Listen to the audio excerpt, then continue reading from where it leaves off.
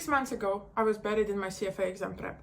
I was preparing to take the exam, CFA Level 2 exam in May. I had everything booked and I was sure that career in finance is my destiny. However, today, I'm not even thinking about CFA. I skipped my exam. I literally just didn't go there. I landed the head of marketing role in a startup 1 month later, and I'm also building my own agency. How did all this happen? How did I go from finance to marketing, and why did I walk away from the path that seemed so promising? In this video, I'm gonna share how I made this bold decision, why I made it, and how I feel right now. And if you ever felt like you're stuck in the wrong path, I'm sure this video will be useful for you. And I know if some of you people were following me before, you know that I passed my CFA Level 1 exam on my 3rd attempt, and there were a lot of people saying, "Oh, Kate, you're just not smart enough for this exam, just give up." Did I give up because of this? Well, actually no. I just decided to listen to my true self. But if people want to keep leaving bad comments and saying that maybe I'm not smart enough, fine. If it makes you happy, do this please, because now I'm in a place where I'm truly happy myself and I don't really care what some people can say about me on social media. But why did I even think that CFA was my path? And I think for this we need to rewind a little bit to the beginning of my journey in general. From particularly young age, I was sure that I need to study finance, and there were two main reasons for this. First, I actually liked finance, I liked math, and I liked dealing with numbers. And second, it was obviously the pressure from my parents. When I was studying in school, we had to choose what specializations we want to do. And my dad was always saying, "Kate, you need to study economics because that's what you should be doing." And I was like, fine, I actually like it. So that's how I started studying economics when I was 14. And then obviously I just continued the path. I did A levels, my main subjects were math and economics. I went to university to study economics, and I went to one of the best unis in the world, to UCL, which is top ranked university everywhere. I studied economics there, then I did my master's in financial management.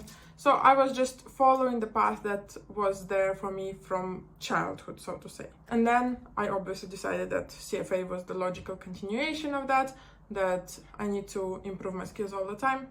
And I like economics, I'm not gonna lie, but it's just, I feel like career in finance is not what I want to do. However, it was the golden career. Everyone kept telling me "Kate, you need to do this exam." My parents were always telling me about this, all of my relatives, my friends, everyone who I knew were like, "Kate, you need to do this exam, you need to do this exam." And I was like, fine, I'll do this exam. And don't get me wrong, I liked it.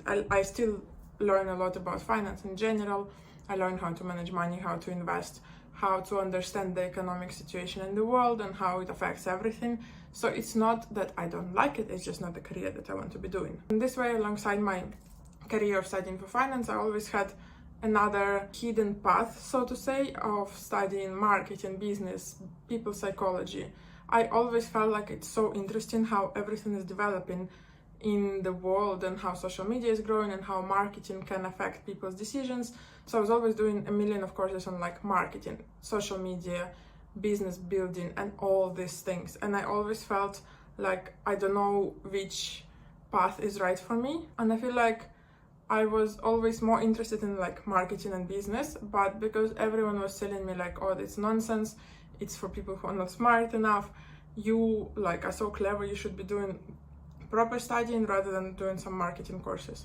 So sometimes I wouldn't even tell my boyfriend or my family that I'm doing some courses in marketing, because they would say that's some nonsense. So often I heard phrases like, "Stop wasting your time on the social media, it's not gonna lead you anywhere, just concentrate on the main things." And all this pressure was so much. And also because at that time, when I signed up for my first CFA Level 1 exam, it was COVID, so I was working from home and I had quite a lot of time, and everyone was saying, "You need to do CFA, you need to do CFA," and I was like, fine. So I signed up for my first CFA exam, I think in January 2021. Yeah, so I signed up for my first CFA exam in January 2021. And again, if you watched my videos before, you know that I passed my CFA Level 1 exam on my 3rd attempt. And after so many failures, I felt like that should be a turning point. I should be so happy that I actually did it. And while I was happy because I finally managed to do something which I was spending so much time on, I didn't feel like it brings me closer to my true goal. I'm not sure how to explain it properly, but I felt like I was just ticking off the box on someone else's checklist and it wasn't my to-do list. I'm not sure if this makes sense, but that's how I felt. But still, again, I was just following what everyone was telling me to do. Great, you passed CFA Level 1 exam, just do another one. And I was like, fine, okay, I will do it. Again, I just followed what everyone is telling me to do. And I think so many people have this problem that they're scared to say no, especially to their family, to their relatives, to their parents. So I signed up for CFA Level 2 exam, and I was supposed to do it May 2024. And I think I was questioning myself again and again every year, just thinking, am I following my path, or am I just listening to what everyone else is telling me to do? But I was also scared to like probably even admit to people that I don't want to work in finance anymore, because how could I walk away first from a really good path, and second from the thing that you were doing for so long, and like I've invested so much time, money and efforts into pursuing this career, so why would I walk away right now? So I kept going. And then fast forward to this year. I think this year literally changed so much in my life. I don't know, sometimes you have these years where everything is like crashing and starting from the new page. Everything in my life this year changed. My relationship, I've been in a relationship for 8 years long, and then I broke it off. My health had some issues, and then I think everything just led me to a point where, and also this year is the year when I was getting my permanent residency in the UK, so I was finally becoming like completely legal in here. I was always legal here, but I had to like depend on the job and everything to be here. And this year I knew that in August I would get my permanent residency settled. Like I just got it last week, which is amazing. Now I was like, I'm completely free.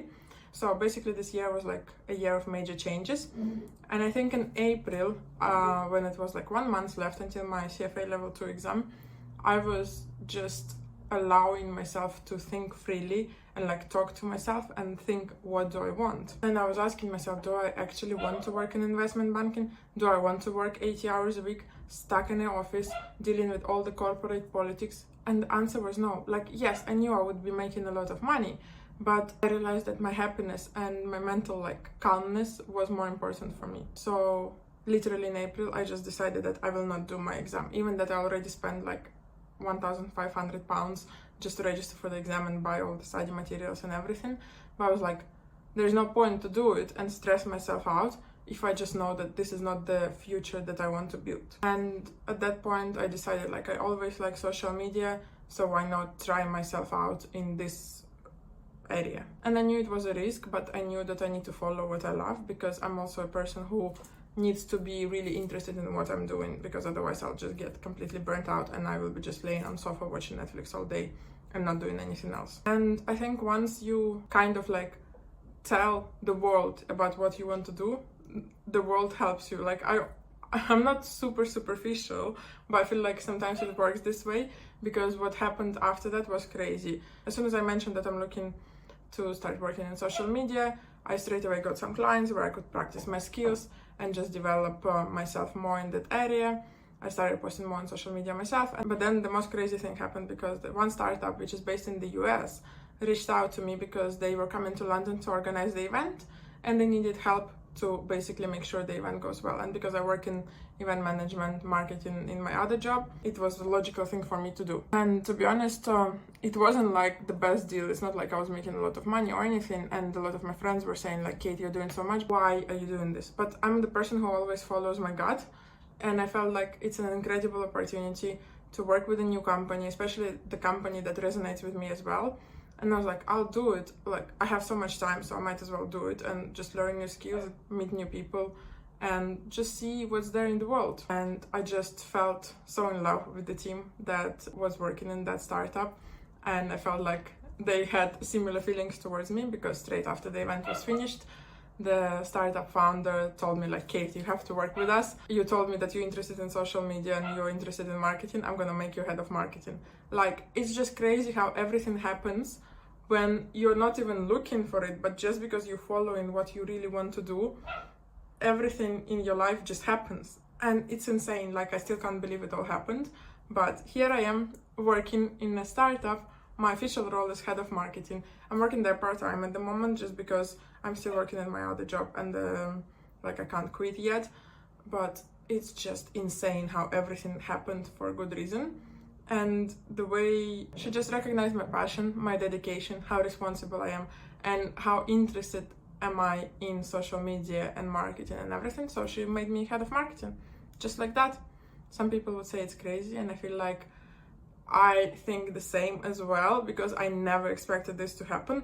But when you actually follow the path that is for you, everything happens there. And like everything in the world helps you to do what you want.